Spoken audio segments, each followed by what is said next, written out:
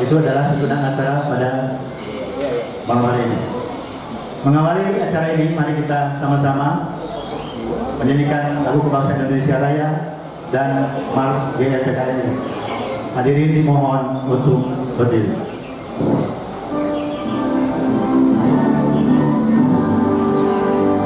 Indonesia tanah airku, tanah tumpah darahku, di sanalah aku berdiri, jadi pandu hidupku.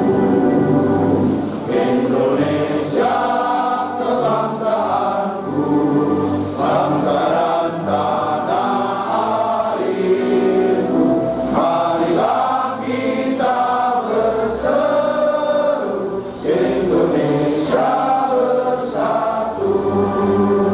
Hiduplah tanahku, hiduplah negeriku, bangsaku, rakyatku semuanya. Bangunlah jiwanya, bangunlah badannya untuk Indonesia Raya. Indonesia Raya, merdeka, merdeka, tanahku, negeriku yang tercinta. Indonesia Raya, merdeka, merdeka, hiduplah Indonesia Raya. Indonesia Raya, merdeka, merdeka, tanahku, negeriku yang tercinta. Indonesia Raya, merdeka, merdeka, hiduplah Indonesia Raya. Lagu Mars GNPKRI.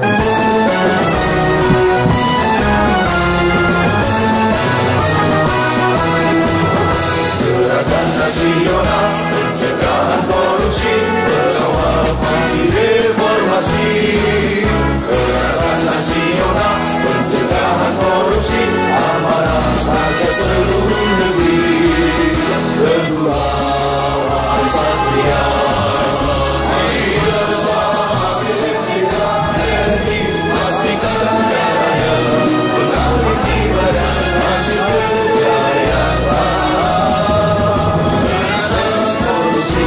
Demi keadilan, jayalah Indonesia.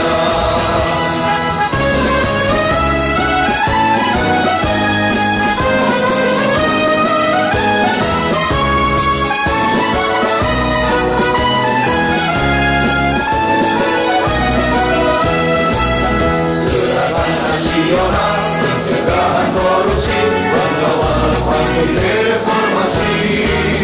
Gerakan nasional pencegahan korupsi, amanah rakyat seluruh negeri. Teguhlah wahai satria, mari bersama kita RI, pastikan jaya, pegang ibadah hasil kejayaan. Berantas korupsi, demi keadilan, jayalah Indonesia. Berantas korupsi, demi keadilan, jayalah Indonesia.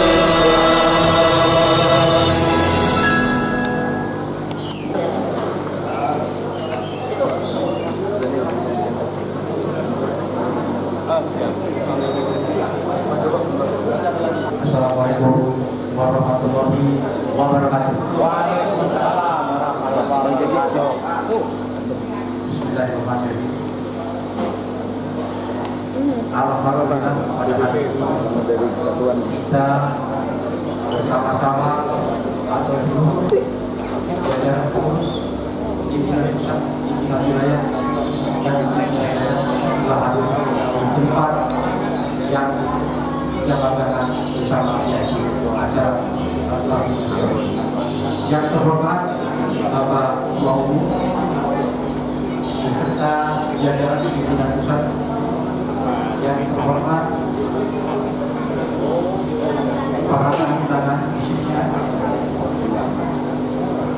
Bapak Wali Kota Pekalongan, Abdul mewakili yang terhormat Bapak Jadi yang terhormat ini mewakili dan rekan-rekan seluruh pengurus simpatisan YPKI yang hadir pada waktu ini.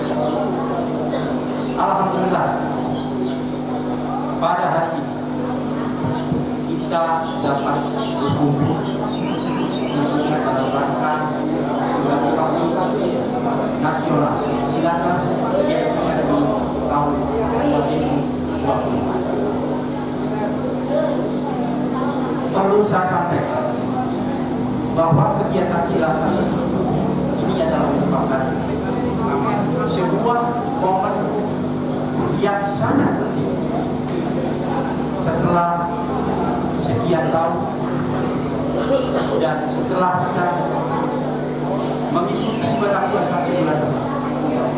Untuk itulah saya atas nama panitia penyelenggara mengucapkan minal aidin wal faizin, mohon maaf lahir dan batin.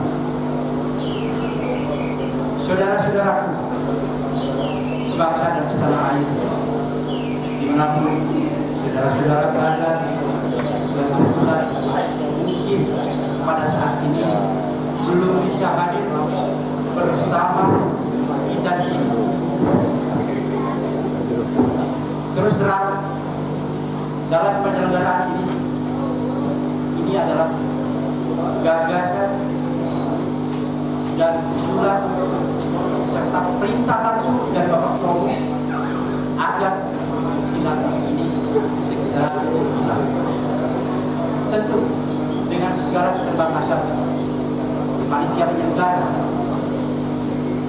dalam hal persiapan, mungkin ada undangan yang terlewat atau mungkin kami telah merepotkan saudara-saudara sehingga hadir di sini. Saya atas nama panitia penyelenggara mengucapkan terima kasih yang sebanyak-banyaknya. Insya Allah makna daripada silaturahmi nasional ini nanti akan disampaikan langsung oleh Bapak apa itu maksudnya. Bapak-bapak ibu sekalian dan saudara-saudaraku,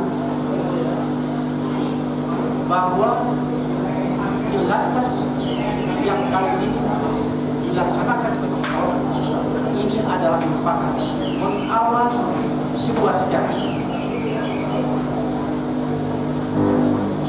mengawali sebuah sejarah bangkitnya kembali YPKI.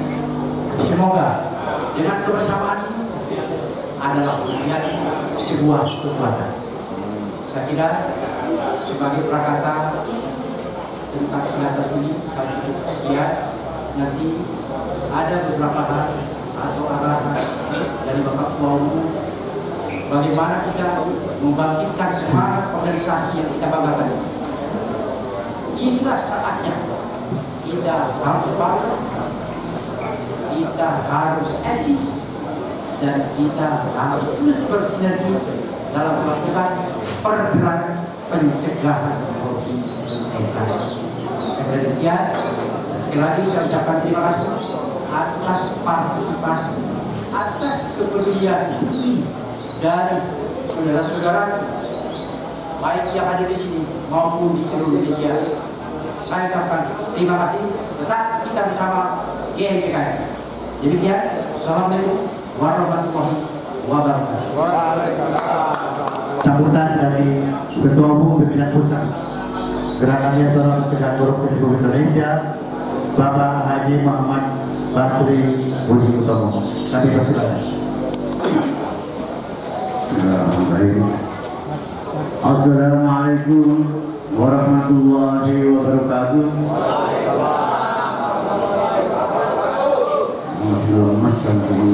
Yang semangat ya. Kita mulai hari ini bangkit lagi, semangat lagi untuk memburu para koruptor supaya nanti akhirnya koruptor ini bangun sendiri, supaya pemerintah ini konsisten untuk menghukum mati koruptor. Betul? Assalamualaikum warahmatullahi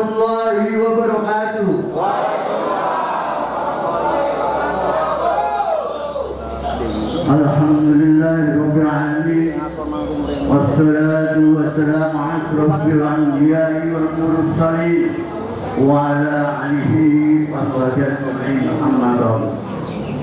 Yang terhormat saudara-saudaraku dari jajaran pimpinan pusat GMPKRI, yang terhormat saudara-saudaraku dari jajaran pimpinan wilayah provinsi di seluruh Indonesia yang hadir pada malam hari ini, yang terhormat seluruh jajaran pimpinan daerah, kabupaten dan kota dari Jawa Tengah, Jawa Timur, Jawa Barat, Sumatera, Kalimantan, Riau, maupun dari mana saya belum tahu karena konfirmasi kehadiran sudah, tapi ada yang belum muncul.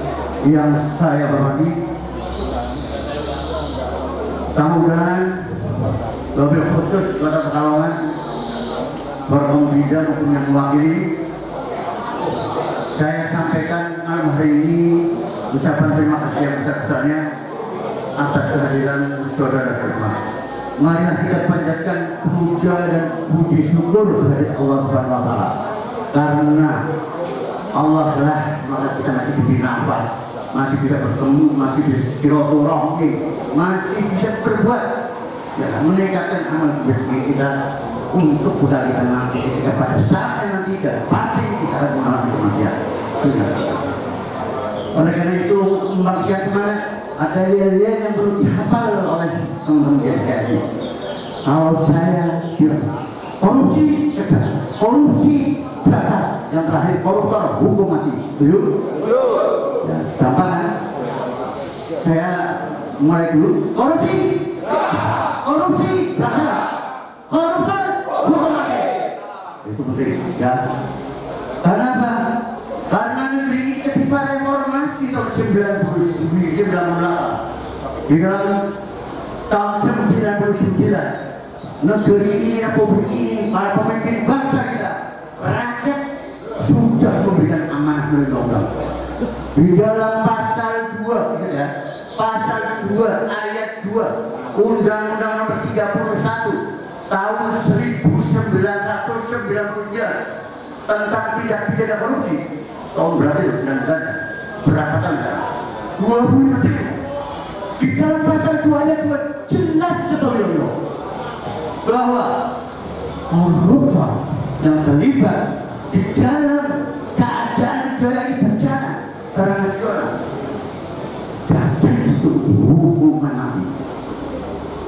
Kalau negara dalam keadaan krisis ekonomi, krisis moneter pada saat itu, sedangkan sekarang ini multi krisis, itu dapat dituntut hukuman mati. Atau kalau koruptor melakukan tindakan berulang-ulang melakukan korupsi, itu dapat dituntut hukuman mati. Ini undang-undang tahun 99 hasil daripada reformasi, dari kembali Orde Baru pada era reformasi. 25 tahun sudah berjalan, belum ada seekor pun penegak hukum yang berani menuntut hukuman mati terhadap koruptor. Ada? Belum ada. Bahkan semakin hari seperti ini korupsinya luar biasa. Yang baru terindikasi dan tidak terhukum, yang terakhir 271 triliun.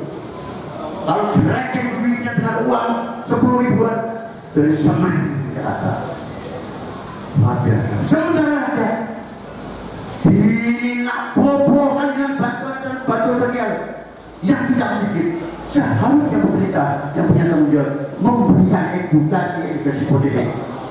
Bagaimana caranya rakyat ini berjaya dan semaksimal mungkin agar bisa hidup mandiri. Karena bumi, tanah, air yang ada di bumi ini sesungguhnya tidak pernah habis. Kalau dimakan masih 9 turunan ke depan, dimakan koruptor semua. Saudara-saudara, jangan kecil hati. Kita duduk di sini membicarakan masalah untuk membunuh koruptor, baik melalui pencegahan maupun pemberantasan. Kalau masih bisa dipilih kita, kalau tidak bisa kita binasakan. Itu filosofi kita. Setuju? Kita duduk di sini, ini konstitusi. Konstitusi. Kenapa konstitusi? Di dalam undang Undang-Undang Nomor 31 tadi, sebelum undang-undang terbit, itu Undang-Undang Nomor 28 tentang penyelenggara negara yang bersih dan bebas dari korupsi. Saudara baca di dalam pasal 89, peran serta masyarakat dalam penyelenggaraan negara. Apa yang disebutkan di undang-undang itu?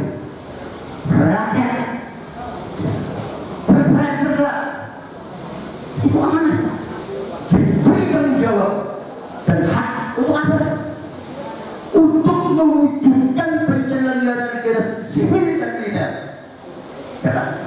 yang bersih dan bebas dari korupsi, kolusi dan nepotisme. Itu jelas. Kita ini yang bersih secara himpunan diberikan oleh Undang-Undang dan Konstitusi untuk apa? Untuk melakukan mewujudkan penyelenggaraan negara yang bersih dan bebas dari korupsi. Itu hak kita. Pak Hodam, Assalamualaikum. Ini Ketua Jawa Tengah, Pak Thomas Jati.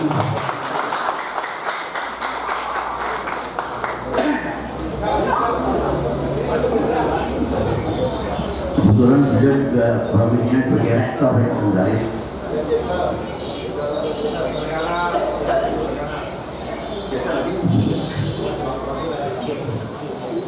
Jadi jelas, di dalam Undang-Undang 28 tahun 99, kita rakyat dengan melakukan peran serta untuk mewujudkan penyelenggaraan negara yang bebas bersih dari cahaya.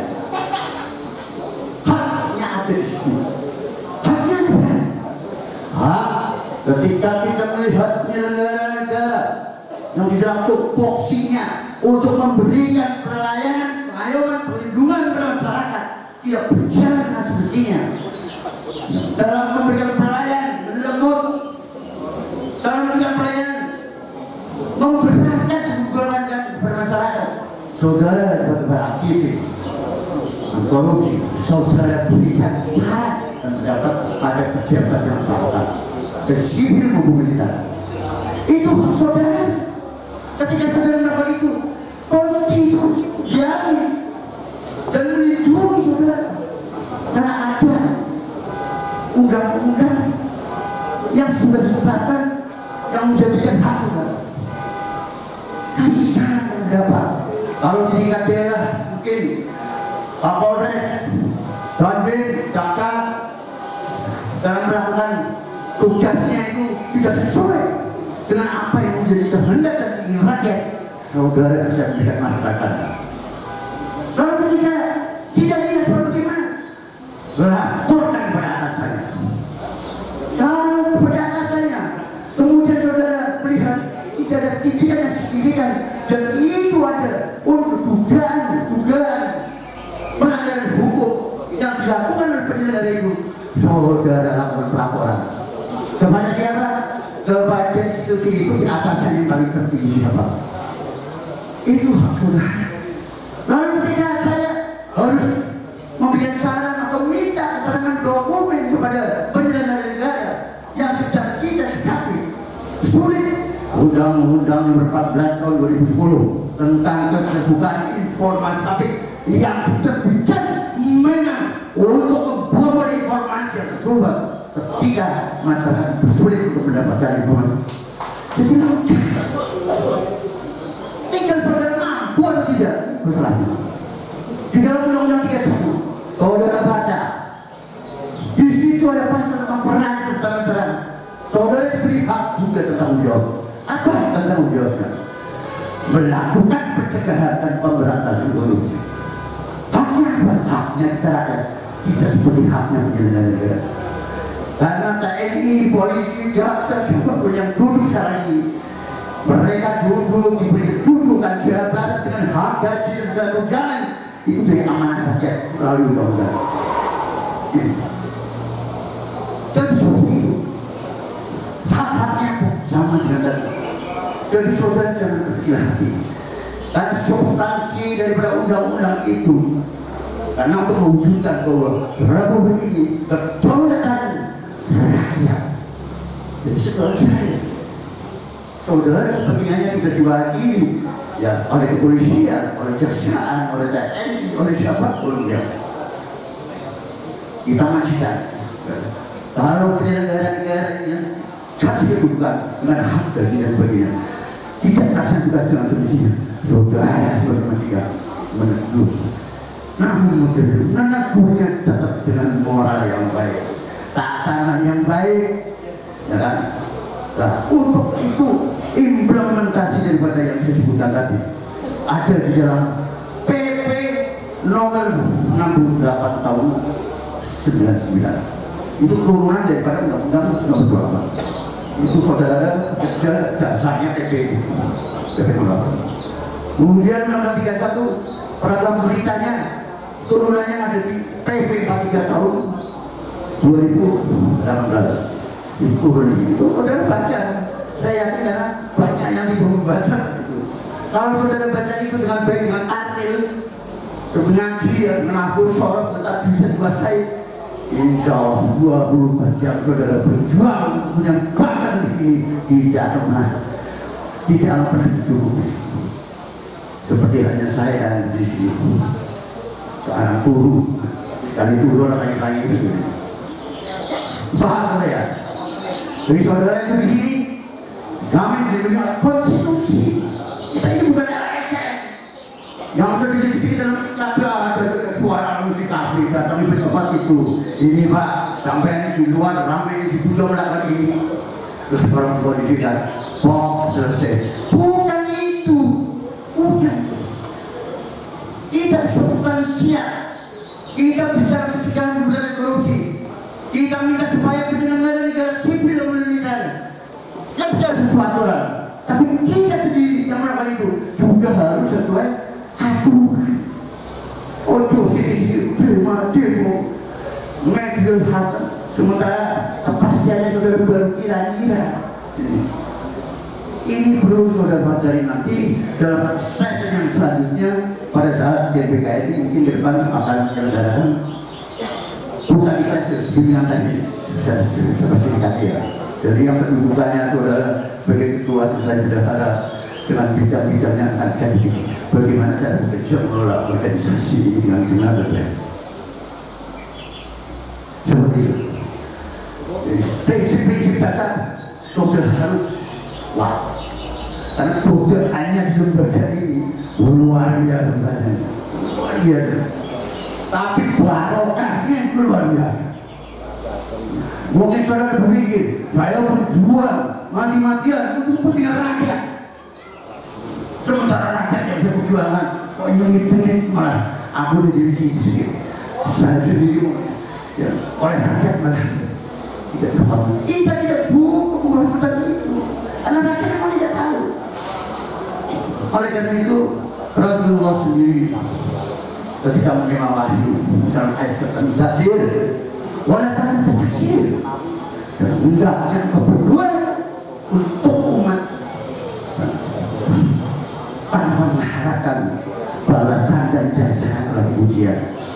Mintalah balasan ujian dari aku, bro. Jadi saudara berjuang apa?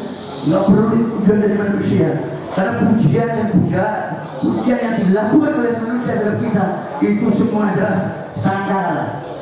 Ya, itu cobaan ketika kita terlena, kemudian saudara masuk dalam lumpur mereka. Mau saudara berkeinginan besar, kalau saudara memiliki ilmu dalam melakukan pencegahan pemberantasan korupsi, saudara akan melakukan. Kita bekerja berjuang semuanya berdasarkan peraturan perundangan, bukan berdasarkan pokok ini. Ya, kita ada jaringan kita dari pusat, provinsi, kabupaten, kota. Alhamdulillah di seluruh Indonesia sudah 80%. 80% kita terbentuk. Ya. Kalau pelantikan luar biasa, pelantikan lengkap mati-matian, tapi setelah dilantik mereka bingung tugas Wiyobo. Maka di dalam SK sudah termati.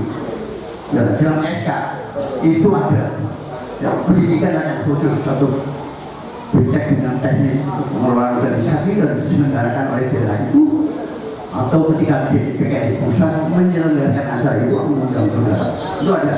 Ya. Oleh karena itu malam hari ini yang kita sedang diselenggarakan ini adalah acara silaturahmi yang bertepatan juga dengan halal bihalal. Ya. Kita saling memaafkan, kemudian satu sama lain saling kenal, kemudian sharing dengan pengalaman masing-masing daerah. Kemudian setelah ini sudah selesai kita jam 9 kita pindah tempat di markas besar sekretariat GNPKI Pusat sudah kita untuk melanjutkan konsolidasi yang tadi sore belum tuntas. Ya. Sekaligus saudara biar tahu sebenarnya markas besarnya dari mana.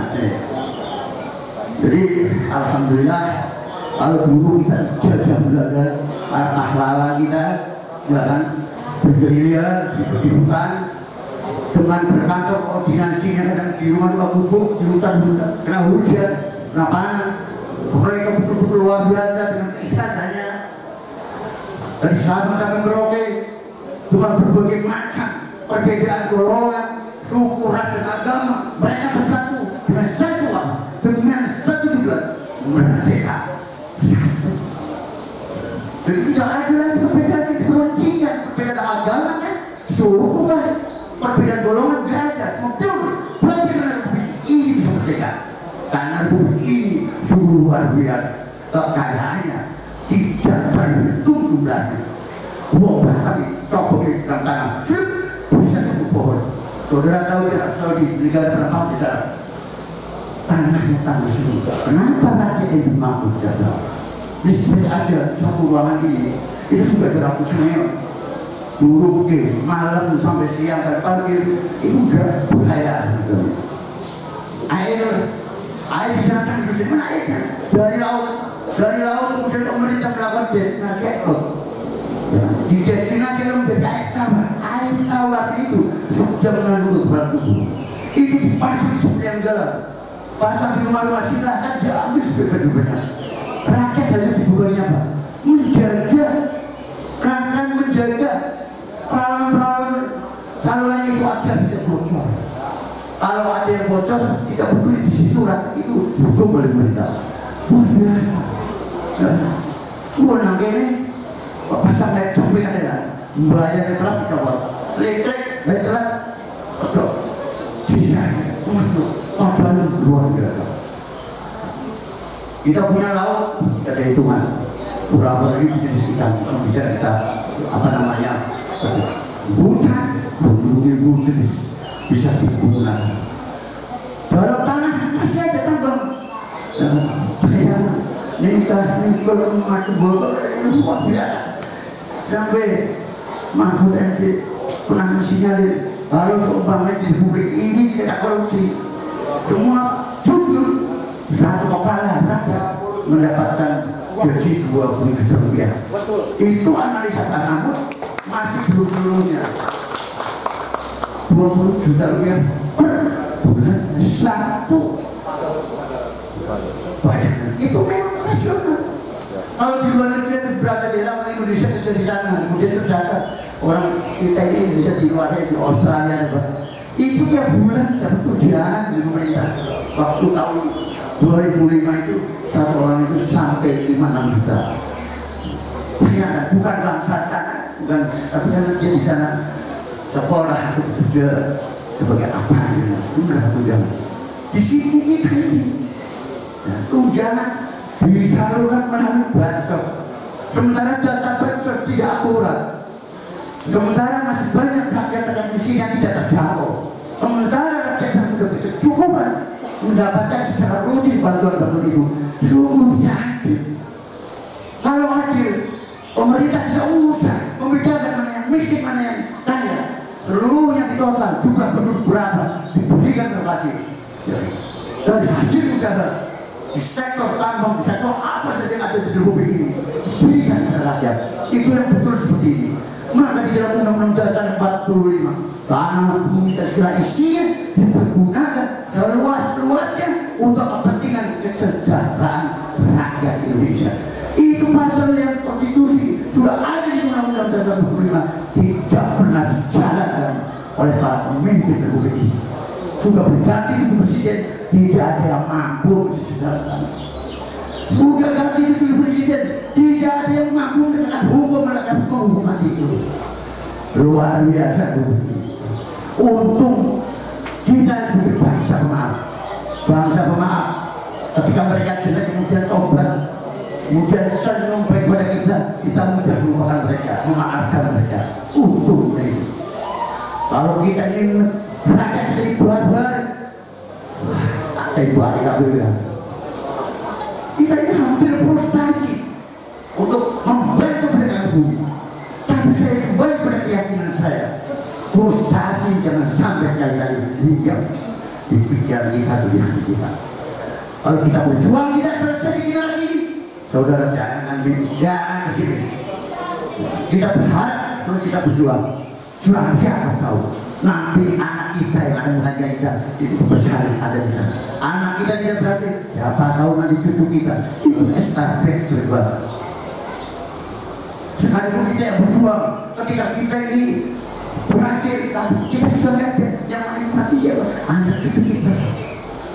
Kita akan dikenang. Tapi kalau saudara di rumah tidak pernah melakukan apa-apa untuk bangsa ini, ketika saudara mati muda siapa? Ingat, mau sekaya apapun saudara, rumah gedung dibangun sampai 5 tahun belum selesai, itu saudara baru mati setahun, saudara mati. Mati saja, disemayakkan di rumah yang tidak ada sehari, paling lama sehari full, buru-buru supaya dimakan.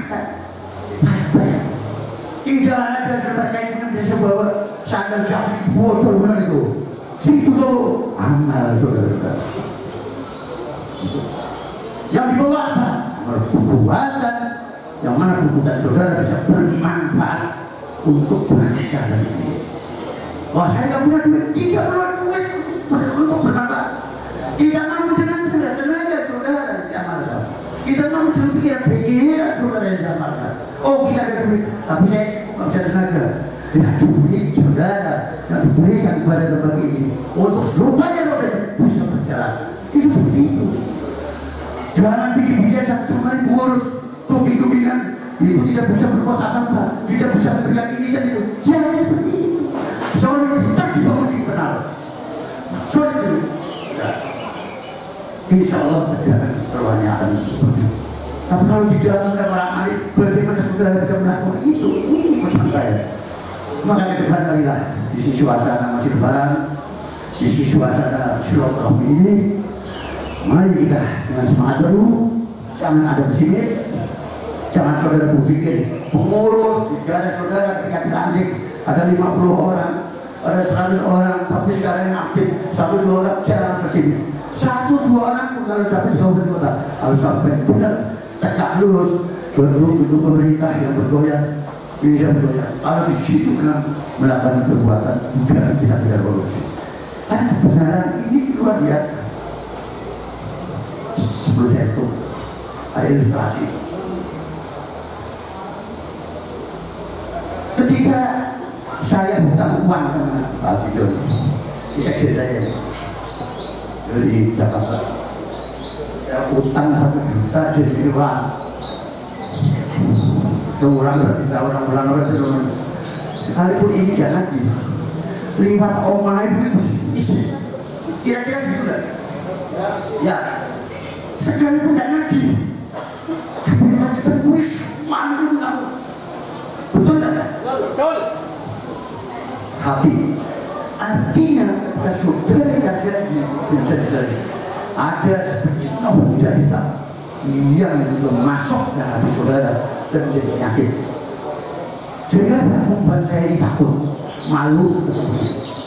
Sama dengan pejabat yang sudah menyelenggarakan negara ini. Wali kota, bupati, gubernur, presiden, dia banyak harta itu yang masuk sini. Kenapa? Ketika saya jadi bupati, gubernur, orang berhasil itu ketika saya jadi gubernur, teman-teman saya dapat ketemu, yang kenal, yang kebetulan pengusaha strategis yang memang proyeknya itu di bidang pemerintahan, investasi dan sebagainya. Dia datang ke kantor saya, orang-orang nggak ketemu dia. Tidak kenal, oke? tolong Mas, saya bisa berpartisipasi di daerah yang Bapak kelola. Oh, beres saja begitu. Akhirnya ketika kami pulang, karena pertemuan yang Pak Manda di kantornya, ajudan dari luar semua. Dia pulang meninggalkan satu tas. Pak Gubernur, ini buat oleh-oleh ibu di rumah. Kira-kira saya tadi itu kira-kira apa sih itu? Coba dibuka, nggak ada. Oh iya, terima kasih, dia buka. Dan tidak ada orang tahu. Ini pengusahanya keluar, saya ambil tas itu ternyata duit. Dia simpan. Itu terjadi kan? Tidak ada orang tahu, sudah bukan. Bupati ini ada beliau mengatakan itu halal. Ini namanya gratifikasi. Dalam kedudukan saya sebagai gubernur, dia datang membawa oleh itu ditinggal begitu saja. Tapi ketika profesi saya sekarang jadi ketua GRU gitu, dia nggak pernah datang ke tempat saya bawa oleh seperti itu. Ini gratifikasi. Lalu ini barang hal haram, undang-undang tentang haram. Maka di dunia ini ada dua hal yang harus kita perhatikan. Dua hal. Saudara harus hati-hati betul dengan tema pastikan berkah yang mengalir di tubuh kita dari uang halal. Dua hal, halal dan haram. Ada lagi yang lain? Seorang wanita bukan muhrim saya. Halal atau haram berarti itu? Haram. Tapi itu jadi halal ketika syariat yang terlalu. Kita lama kita minta dan ada mas kawinnya, ada walinya, nah, kemudian ada akad. Akad itu perpindahan kewenangan, tanggung jawab dari si A pada B. Kalau gratifikasi yang tadi bisa tadi, ini tidak ada akadnya. Harusnya gratifikasi itu untuk menghalalkan. Saya ini tadi gubernur itu menanyakan kepada pengusahanya, Mas, ini titipan itu coba dibuka dulu. Begitu dibuka duit, Mas, ya kan? Karena bagaimanapun saya minta bagaimana bisa didapat ini ada akadnya. Itu untuk apa? Untuk apa itu? Karena jadi kepentingannya dia ini terlibat melakukan pembangunan apa? Kalau dia mengatakan untuk kepentingannya itu, kita harus biasa aturannya jelas, kita tolak. Tapi kalau dia bilang untuk bantu bapak jadi gubernur keliling, karena ada yang tidak dianggarkan, ibu nanti rencana bapak supaya bapak ini sukses menjadi kepala daerah seperti itu. Oh gitu, berarti bukannya ketika saya keliling ke masjid musola masyarakat yang punya kesusahan, kita pada tolong. Betul itu, itu ada. Oke, terima kasih. Jadi halal bergratifikasi. Asal jangan ada komitmen kepentingannya dia. Ya, kemudian kita takut masalah kepentingannya dia, jika jalan bisa secara normatif. Aturan bagaimana silakan Bapak Ibu. Oh ada ini, Pak, ini untuk pribadi Bapak. Lebih bagian seperti apa? Saya sudah dikasih cukup benar. Ya, ini nggak benar nih. Kira-kira bisa nggak seperti itu? Ada gambarnya. Kemudian gubernur saya keluar dari ruangan itu bicara di forum. Saya minta supaya aparatur sipil negara ASN bekerja dengan baik dan bersih betul. Ya, betul lah ya. Ini terjadi Bengkulu, gubernur Bengkulu. Ketika dia itu pidato begitu bersih jujur dan korupsi, nggak tahu di rumahnya bojone kecangkat kembali dia pulang anak luar biasa. Baru ngomong, tidak usah.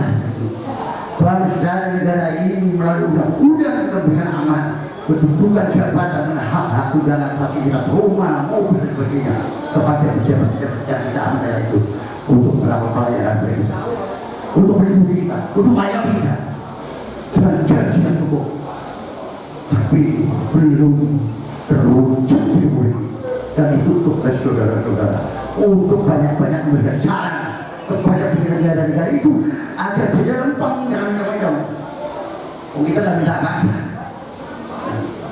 Sepertinya saya sudah bertemu pengujian malam ini bersama saya nanti yang belum selesai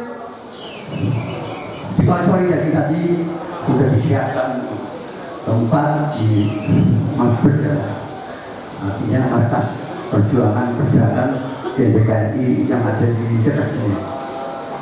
Cukup sekali lagi saya mohon maaf lahir dan batin, minal aidin wal faizin, mohon maaf lahir dan batin.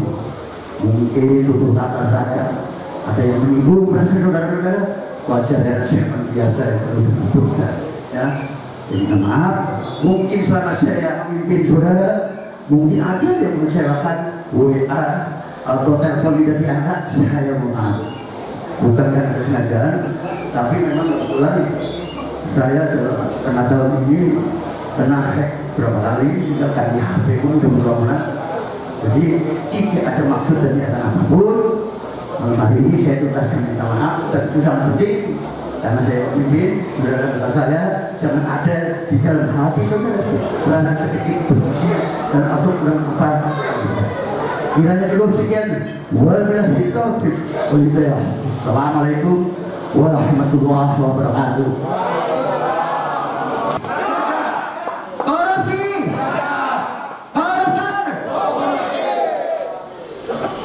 Terima kasih berikan sambutannya. Bapak Ibu sekalian, acara selanjutnya di tengah-tengah kita hadir ada beberapa komunitas juga. Beberapa yang hadir saat ini adalah ada komunitas 234 Solidarity Community. Pak Ibu, mohon berkenan untuk memberikan sambutan dalam rangka silatnas ini. Kita bersilaturahmi sesama komunitas. Silakan Pak, waktu dan tempat dipersilakan. Assalamualaikum warahmatullahi wabarakatuh. Pertama-tama, Allah kita selalu panjatkan puja dan bersyukur kepada Allah Subhanahu Wa Taala yang telah melimpahkan rahmat serta hidayah kepada kita semua, yang alhamdulillah pada malam hari ini telah diadakan silaturahmi nasional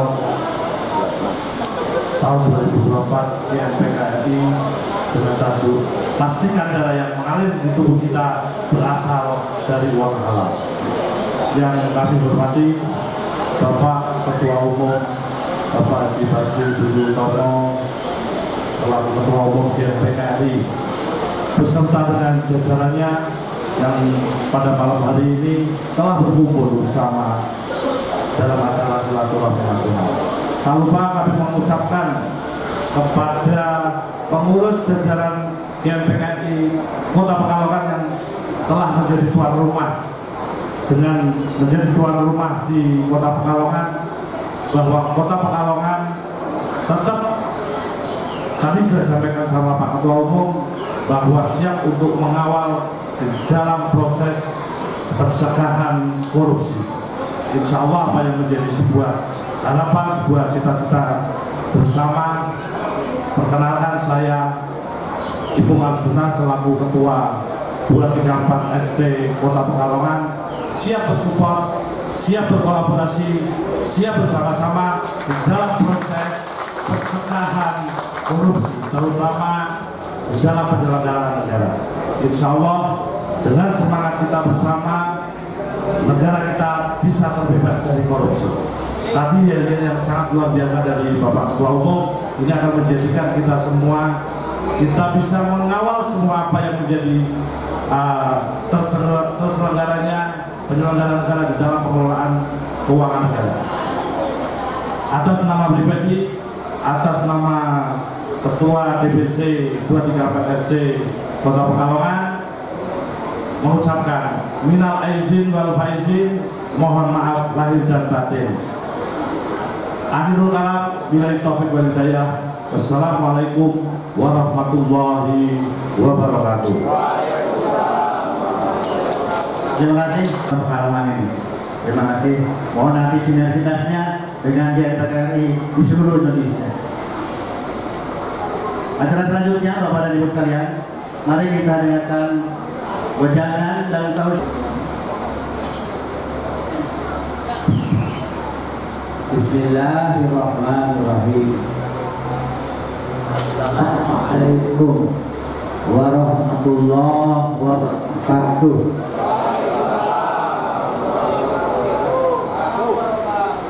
Kurang kompak. Yang membalas salam kompak. Saya berdoa semoga yang belum ke Mekah oleh Allah untuk segera ibadah haji. Yang belum, yang sudah ditambah atau diundang kembali oleh Allah Subhanahu wa Ta'ala. Yang membalasnya kurang kompak bagi ibu-ibu, terutama walaupun sedikit ya, karena sedikit belum kedengaran suaranya ibu-ibu karena tidak terdengar atau belum terdengar suaranya. Saya berdoa semoga suaminya nikah lagi. Oh tidak Bu, karena sedikit ya. Alhamdulillahirabbil alamin wal aqibatu lil muttaqin. Wala udwana illa 'alal zalimin. Asyhadu an la ilaha illallah wahdahu la syarika lah. Wa asyhadu anna Muhammadan 'abduhu wa rasuluhu. Muhammad alladzi la nabiyya ba'dah. Muhammad ibn Abdullah fa innahu la haula wala quwwata illa billah. Allahumma shalli wa sallim wa barik ala man ittaba'a huda bi ihsanin ila yaumil qiyamah, amma ba'd. Pertama kali dan utama saya sampaikan salam takdim dan hormat kepada Ketua Umum Gerakan Nasional Pencegahan Korupsi Bapak Basri Utomo, kemudian penyelenggara Pak Nana, Ketua GNPK Provinsi Jawa Barat, dan Pak Hari, Wakil Ketua Umum, kemudian Bapak Rektor ya, Rektor dari Undar. Ini Pak yang mewakili Pak Dandim. Jadi kita berbahagia dihadiri oleh Bapak berdua. Yang satu baret merah, walaupun Bapak tidak pakai baret, tapi hatinya insya Allah merah putih. Kalau lagi ini ABRI, ini Universitas Darussalam Pak Jenderal Sudirman, Universitas Jenderal Sudirman. Saya teringat Jenderal Sudirman kan pendiri Hizbul Waton, Pemuda Muhammadiyah. Jadi kalau melihat tentara TNI itu bapak pendirinya adalah Jenderal Sudirman. Maka di darah Jenderal Sudirman mengalir darah Muhammadiyah. Demikian juga di tentara mengalir perjuangan Jenderal Sudirman dan juga mengalir darah Muhammadiyah.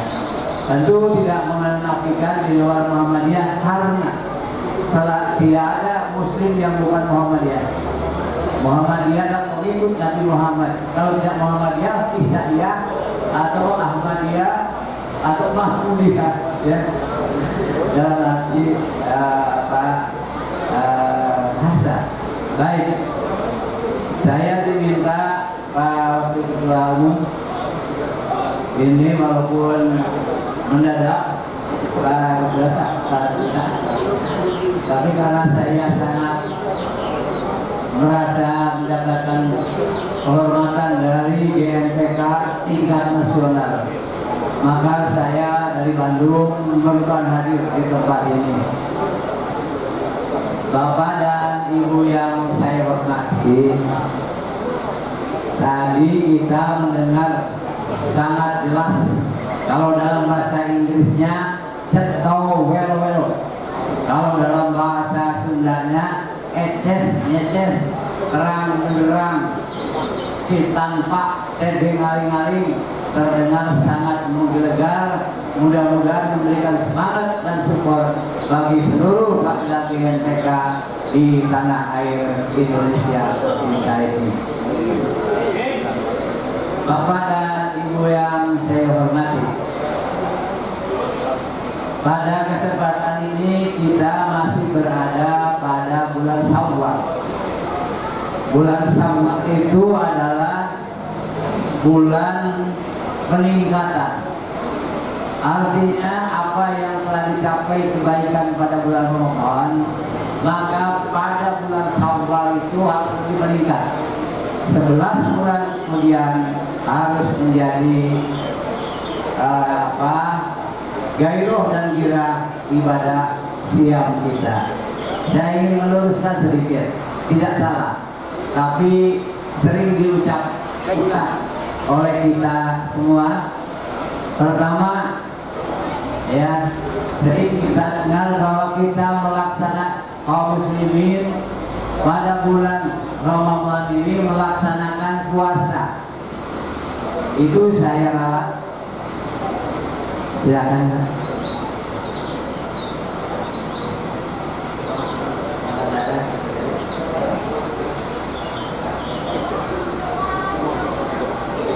Selamat datang Pak Sekda Kabupaten ya, Tegal. Kota ya, kota ya.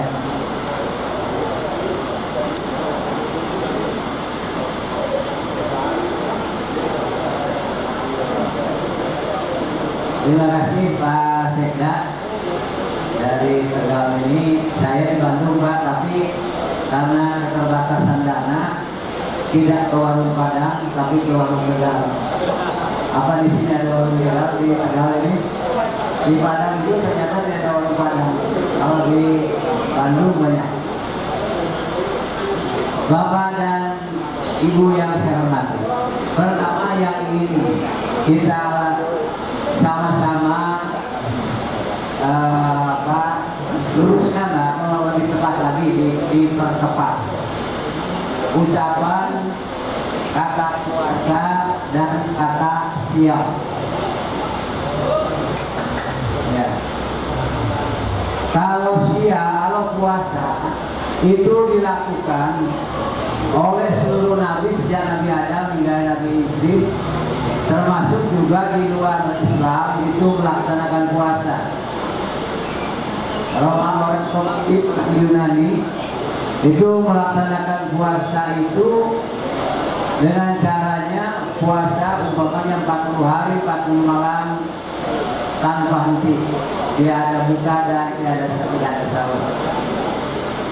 Kemudian Yunani kuno juga berguling-guling di padang pasir di tanah tandus yang panas sampai kulit-kulit ini bengkak, melepuh. Ada yang berpuasa berguling-guling di atas duri, di atas batu, di atas pecahan-pecahan kaca sampai berdarah-darah. Ada yang puasa hanya tidak makan, tidak minum, yang beraroma, yang hanyut, yang tidak ada rasa asin atau manis. Ada puasa mati demi dan lain sebagainya. Itu namanya puasa dan itu berasal dari kata Sanskerta yang mengandung arti menyiksa diri. Maka disebut dengan puasa. Sedangkan kalau dalam Islam perintahnya bukan puasa, tapi perintahnya siam. Dalam Al-Baqarah ayat 183, Allah Ta'ala fil Qur'anil Azim, ya ayyuhalladzina amanu kutiba alaikumusiyam. Ya, saya ulangi, kutiba alaikumusiyam. Orang sering mengartikan bahwa kutiba itu mengandung makna diwajibkan atau difardukan. Kalau diwajibkan kutiba, kalau difardukan kurito. Tapi perintahnya kutiba. Kutiba itu berasal dari kata yang tubuh kitaban. Artinya itu adalah telah ditulis, ya. Kutiba alaikumusiyam telah ditulis, merupakan undang-undang, merupakan aturan-aturan yang tertulis. Alaikumusiyam, tidak alaikumul puasa. Maka wajib asyam. Apa bedanya puasa dan siam? Kalau puasa menyiksa diri. Pak Ketua ini setelah wafat almarhum beberapa bulan ini puasa menyiksa diri, ya, menyiksa diri puasa. Tapi kalau perintah siam artinya adalah al-imsak. Al-imsak itu mengandung makna menahan, ya. Bapak dan Ibu yang saya hormati, kalau sudah waktu imsak boleh tidak kita makan lagi. Saya ingin memulakan Bapak dan Ibu, kalau kita waktu imsak masih boleh makan dan minum atau tidak? Boleh, boleh ya, boleh. Kalau mengandung makna bahwa imsak itu sebelum datangnya subuh. Pada as-saum as-siyam bermakna al-imsak itu mengandung makna begitu ada itu imsak. Ya, kalau sebelum ada nanti, yang 10 menit misalnya sebelum ada itu nanti, ya, jangan menunggu.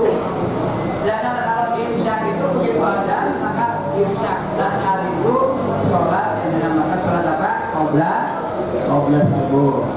Ya, berarti mulai ini. Yang kedua, sering kita mendengar Bapak Ibu yang saya hormati, maaf, minal aidin wal faidin, minal aidin wal faidin. Itu masih mending. Kadang-kadang minal aidin kan tidak jelas. Dari idin, dari kembali dari mana? Ya. Jadi gimana kalau kata minal aidin wal faidin ada dasarnya? Dari Quran dan Sunnah tidak ada.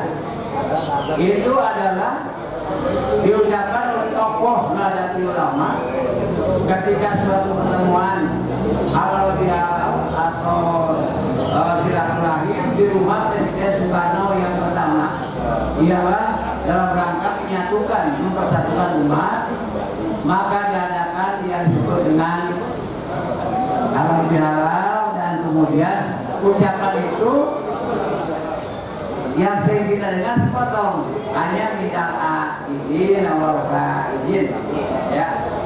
Sebetulnya itu tidak salah, akan lebih bagus, sempurna dan lengkap manakala kata itu diawali, ya, ja'alanallah wa iyyakum minal aidin wal faidin. Semoga Allah menjadikan kita semua ialah kembali dari ibadah puasa, ibadah saum menuju kemenangan. Minal aidin wal faidin. Kadang-kadang kawan saya di kampus Universitas Pendidikan Indonesia di UPI Bandung itu ada nama Pak Udin, juga dilesetkan Pak Mahmud minal aidin wal faidin. Karena Pak Udin, ya. Jadi dilesetkan. Bapak dan Ibu yang saya hormati, maka silaturahim atau silaturahim dari kata wasolat mengandung arti adalah menyambungkan. Menyambungkan apa? Menyambungkan ar-rahim, kasih sayang. Ya. Siapa yang suka menyambungkan kasih sayang? Ialah seluruh umat Islam yang diawali oleh Rasulullah Shallallahu Alaihi Wasallam. Siapa Rasulullah Shallallahu Alaihi Wasallam itu dalam surat Al-Fat ayat 29, A'udzubillahi minasyaitonirrajim, ya, Muhammadur Rasulullah walladzina ma'ahu asyidda'u 'alal kuffar ruhama'u bainahum. Muhammad utusan Allah berlaku sikap tegas terhadap orang kafir, tapi kasih sayang kepada sesama muslim. Tidak dibalik. Asyidda'u 'alal muslim ruhama'u bainal kuffar. Dengan orang muslim kita bermusuhan, dengan non muslim kita bersahabat. Harusnya bagaimana? Harusnya dalam persoalan akidah asyidda'u 'alal kuffar, bersifat keras, tegas, dalam makna bukan arti sembrono, bukan arti ekstrim, bukan arti tegas fisik, tapi tegas dalam pendirian. Dalam pendirian itu harus berlandaskan tauhid keesaan Allah Subhanahu wa Ta'ala. Kalau yang berbeda tidak masalah, karena ada toleransi dalam Islam. Yang paling toleran adalah umat Islam. Kalau ada umat Islam intoleran, tentu hanya personal saja, anak personal. Tapi perintah dalam Al-Quran bahwa umat Islam itu harus menyayangi kepada semua umat manusia. Jangankan manusia, hewan saja dilindungi, ya, dilindungi. Kita berbuat ihsan. Contoh yang paling enteng ihsan itu adalah berbuat baik lebih baik dari seharusnya. Itu ihsan, ya. Ada lebih baik, kita itu kurba lebih baik lagi. Nanti kalau ada waktu saya sampaikan apa bedanya iman, Islam, ihsan. Kita idul kurba, bayar dan pahlawan munkar kalbak, yaitu pun alakum kata karun. Tapi kita tunda itu.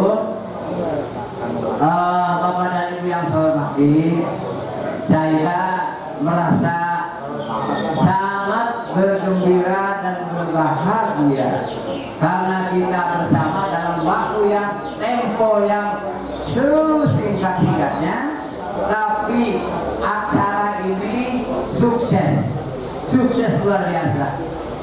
Dalam waktu singkat 2 minggu atau 1 minggu, Pak? 8 hari diundang tanpa surat undangan resmi semuanya, tapi pakai WA. Tapi hampir seluruh provinsi hadir di tempat ini. Itu adalah prestasi yang amat sangat luar biasa, dan mudah-mudahan terus kita galak. Oleh karena itu maka saya ingin mengembalikan pada hitoh perjuangan kita, bahwa hitoh perjuangan kita adalah amar ma'ruf nahi munkar, yang diawali dari surat Ali Imran ayat 104. Ya ayyuhalladzina amanu, wahai orang yang beriman, ya, atau wal takum minkum ummatun yad'una ilal khair wa ya'muruna bil ma'ruf wa yanhauna 'anil munkar ulaika humul muflihun. Hendaklah ada di antara kalian orang yang menyeru kepada kebaikan dan mencegah kepada kemungkaran. Kemungkaran itu adalah kejahatan yang amat sangat luar biasa, merugikan dirinya dan orang lain. Ini kemungkaran. Nanti ada tahapan bagaimana yang munkar, fahsya, fawahish, ya, dan bab, itu 3 tingkatan.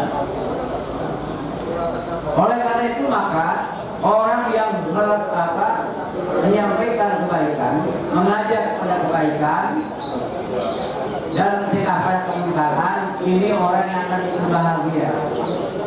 Untuk para umat dalam surat Al-Imran 110, ukhrijat lin-nasi ta'muruna bil ma'ruf wa tanhauna 'anil munkar. Ukhrijat lin-nasi, jadilah kalian sebahagian kecil dari manusia, tokoh-tokoh ataupun saripati yang jumlahnya sedikit tapi bisa mempengaruhi orang banyak. Ialah sari-sari itu seperti halnya kalau kita membuat tape, peyem. Kalau di Kuningan, Jawa Barat itu peyem ketan. Mungkin di Jawa Tengah itu peyem banyak, peyem singkong. Kalau kita membuat tape singkong 1 kuintal singkong, maka raginya tidak harus 1 kuintal. Karena kalau raginya sama jumlahnya, insya Allah peyem akan jadi busuk. Maka cukup saja mungkin dari 1 kuintal, mungkin 3 atau 2 kilo. Nah, orang-orang yang berajaran di jalan kebaikan, mengajak pada perbuatan baik, mencegah pada perbuatan munkar, ini jumlahnya tidak banyak, tapi bisa mewarnai yang banyak. Ini pentingnya dakwah, pentingnya dai yang menyampaikan kebaikan kepada orang banyak. Bahkan sampai dia diancam. Apa ancamannya? Man ra'a minkum munkaran falyughayyir biyadihi fa illam yastati fa bilisani fa illam yastati fa biqalbi. Apabila kalian melihat kemungkaran, maka harus merubah dengan yadi, kekuasaan, kesempatan yang kita miliki. Kalau tidak mampu, dengan ucapan. Kalau tidak mampu, tidak suka pada perbuatan jahat. Dan itu azabul iman, itu adalah selemah-lemahnya iman. Nah ini maka GNPK menurut hemat saya adalah berada pada posisi itu, pada posisi orang yang siap untuk mencegah perbuatan korupsi. Pertanyaannya, kira-kira apa saja yang mesti menjadi bekal ataupun yang harus diciptakan oleh para GNPKawan dan GNPK ya, waktu ya. Ini saya kurang-kurangnya ada 6 sekurang-kurangnya. Pertama, pendidikan nilai dan etika. 1. Yang kedua, pendidikan keluarga dan lingkungan. Yang ketiga, keteladanan dan akuntabilitas, keterbukaan. Kemudian hukum dan pengawasan. Dan yang terakhir adalah keterlibatan masyarakat yang tertera di bapak-bapak tulisan wasmas, pengawasan masyarakat. Ini 6 ini mutlak harus dimiliki oleh kita bersama ya. 6 ini. Yang dari 6 itu yang pertama adalah bagaimana mendidik etika dan nilai. Nilai dan norma itu adalah sesuatu nilai yang kita junjung bersama, yang kemudian itu menjadi tugas para nabi, khususnya Nabi Muhammad. Kata Nabi Muhammad, tidaklah aku diutus ke dunia kecuali untuk menyempurnakan akhlak. Innamal umamu baqiyat wa innama dahabum akhlaquhu dahabu. Bahwa tegaknya negara tergantung nilai dan norma akhlak yang dijunjung. Apabila nilai norma dan etika tidak dijunjung, maka negara itu akan hancur dan runtuh. 4 hal yang bisa menjadikan negara itu tegak. Kiwabun ini diarbati Asia, bahwa negara akan tegak lurus manakala ada 4 golongan manusia yang ada di negara itu. Yang pertama, imamun adil, pemimpin yang adil. Yang kedua, sakhawatul aghniya, dermawannya orang kaya. Dan yang ketiga, bil ilmil ulama, ilmunya para alim ulama. Dan yang keempat, du'ail fuqara, doanya orang fakir. Untuk mengakhiri hal ini, saya ingin menyampaikan sedikit tentang urusan tadi. Perintah Allah, innama ya'muru, Allah pemerintahan atau memerintahkan untuk berbuat adil.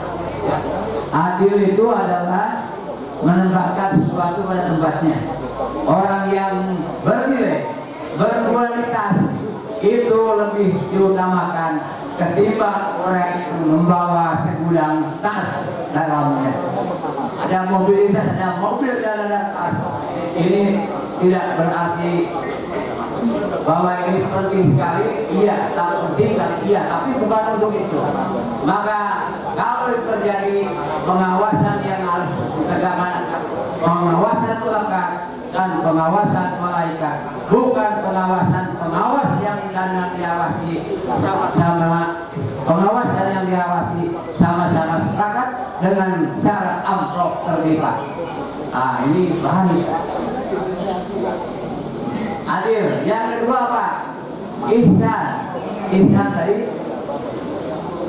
Profesor Hamka itu mencontohkan bahwa orang yang berbuat baik dibalas dengan kebaikan wajar. Orang yang berbuat baik dibalas dengan kejahatan kurang ajar.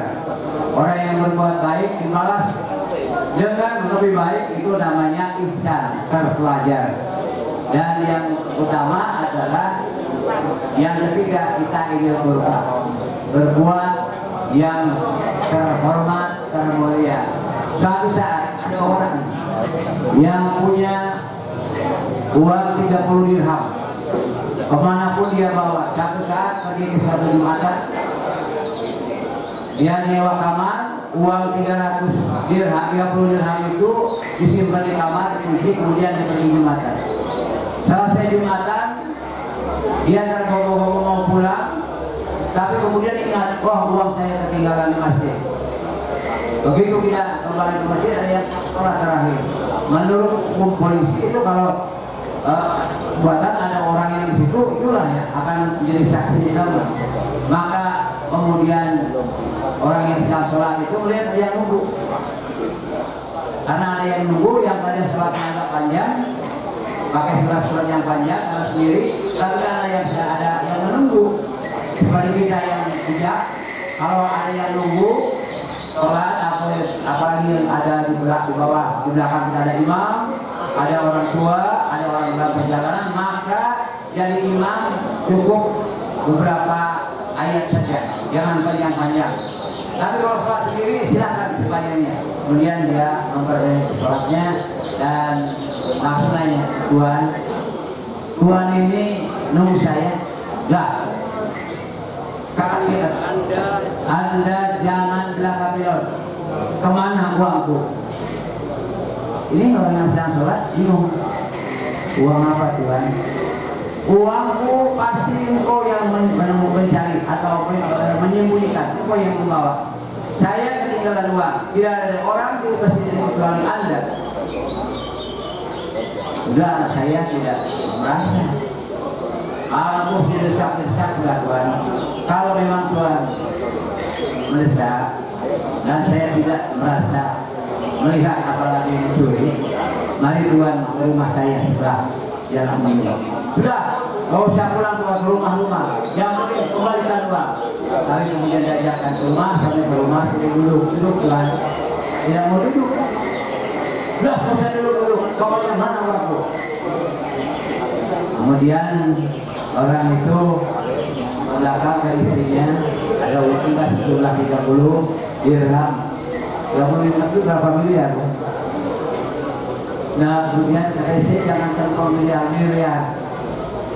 Yang 10 dari itu juga nggak ada. Akhirnya mencari ke tetangga, karena orang ini lebih percaya, dapat uang itu kembali.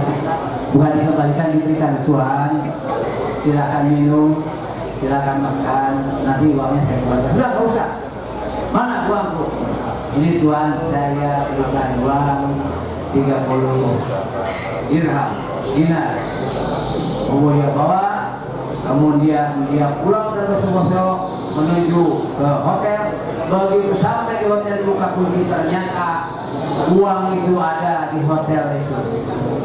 Balik kemudian dia datang lagi ke rumah itu, Tuhan, tadinya perlu Anda kan jadi Tuhan, ternyata uang saya ada di hotel. Oleh karena itu mohon maaf buat saya sudah memaafkan sebelum Anda minta maaf, sebelum Tuhan minta maaf. Kalau begitu Tuhan, ini saya kembalikan uang saya ini,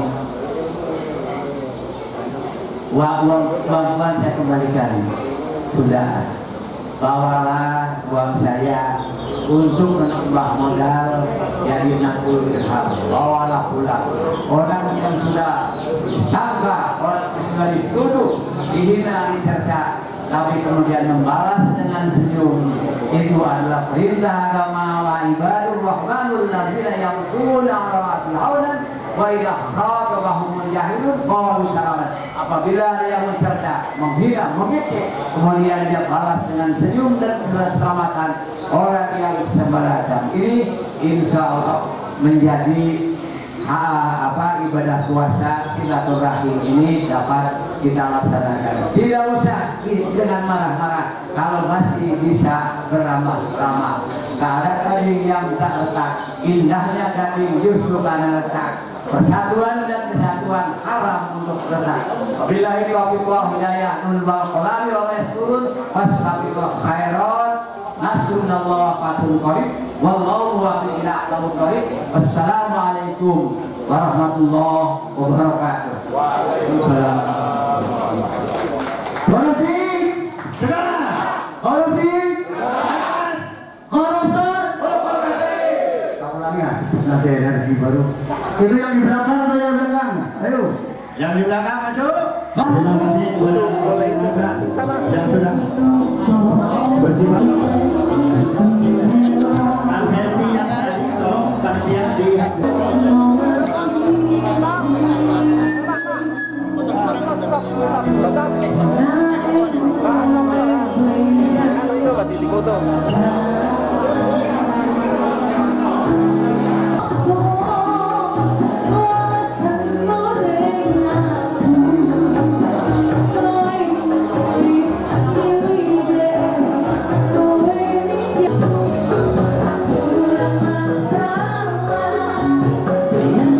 Malam hari ini pimpinan pusat GNPKRI menyelenggarakan silaturahmi dalam rangka untuk konsolidasi internal baik di tingkat pusat, provinsi, kabupaten dan kota.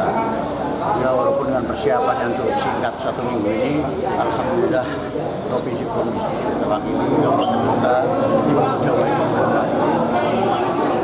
dan depan ini ada perbaikan pergerakan dalam rangka melakukan pencegahan pergerakan korupsi. Kita juga menyesuaikan dengan program kepada presiden terpilih kita nanti terkait dengan penegakan hukum. Jadi kita harapkan depan presiden kita nanti yang terpilih ini lebih eksis, lebih konsisten dalam melakukan penegakan hukum. Karena selama era reformasi 25 tahun kita sangat lemah. Tidak banyak yang dilakukan oleh 7 presiden yang sudah memimpin ini, dan reformasi gagal. Sehingga ke depan GNPKRI akan mengusulkan pada presiden terpilih Bapak Prabowo agar konsisten menerapkan agenda reformasi di dalam pasal 2 ayat 2 Undang-Undang 31 tahun 99 Undang-Undang Dasar Korupsi, agar kita diinstruksikan kepada Kejaksaan Agung, kepada KPK untuk segera menuntut hukuman mati terhadap para koruptor yang memenuhi kriteria yang seharusnya sudah banyak sekali itu terjadi, namun hukumannya terlalu ringan. Nah, dampaknya kepada masyarakat belum sejahtera, ya. Dan mudah-mudahan kita doakan saja, ya kan, ini karena sudah presiden terpilih, perbedaan pendapat yang kemarin terjadi, kita sekarang kembali kepada kepentingan rakyat secara umum, ya. Kita bersatu lagi, rakyat bersatu lagi dari segala unsur, golongan, suku, ras, agama, udahlah kita bersatu, ya. Kita bererat tali persaudaraan. Dalam rangka apa? Mendukung pemerintahan ke depan agar lebih baik daripada kemarin, terutama khususnya penegakan hukum. Ini kaitannya kepada kesejahteraan rakyat. Penegakan hukum tercipta, maka keadilan akan terwujud. Rakyat akan hidup lebih baik dan lebih sejahtera. Oke, untuk GNPK sendiri sudah berapa TBC provinsi ada berapa provinsi? GNPKRI alhamdulillah sampai hari ini ya kan, kalau pengajuannya itu sudah semua ada. Tidak ada yang mandat atau yang SK. Kalau yang SK yang sudah di-SK-kan, yang sudah dilantik itu sekitar 26 provinsi. 26 provinsi. Dari 34 belum seperti sekarang tambah provinsinya. Ya nanti mudah-mudahan ke depan tahun 2025 GNPKRI terbentuk seluruh Indonesia. Sampai hari ini 400 kabupaten kota sudah terbentuk, ya. Namun belum efektif, belum kerja maksimal. Nanti akan kita maksimalkan. Mudah-mudahan target tahun 2004 ini kabupaten kota juga terbentuk secara full. Dalam acara ini yang hadir dari mana lagi, Pak?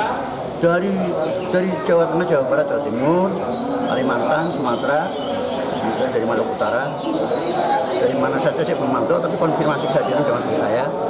Mudah-mudahan acara yang sangat singkat ini ke depan akan kita kemas lebih permanen, lebih siap ya, supaya kehadirannya full dan kita dalam satu kesatuan instruksi komando rakyat Indonesia yang berada di GNPK ini dapat melaksanakan tugas pencegahan pemberantasan korupsi. Tahun 2024 ada tahun pemilu kada. Apa sikap dipakai? Tetap GNPKRI punya kepentingannya PKRI non politik, tapi punya kepentingan bagaimana pemimpin ke depan ini yang kita akan dukung dan akan kita berikan masukan adalah para pemimpin yang memiliki kriteria, komitmen untuk melakukan pencegahan pemberantasan korupsi. Pemerintah atau pemimpin yang betul-betul punya niatan. Kalau ada calon pemimpin yang punya cedera dan sebagainya, jelas kita akan dukung. Ya. Kalau Kota Pekalongan, saya sudah instruksikan kepada teman-teman Kota Pekalongan untuk mendukung kembali saudara Aap, ya kan? Karena saya nilai dalam kepemimpinannya ini santun, ya, kemudian kooperatif, kemudian mengukur ke lapangan, mendengar suara-suara rakyat, ya, kemudian ada upaya-upaya lebih maju untuk memajukan Kota Pekalongan. Terus, Pak. Terima kasih.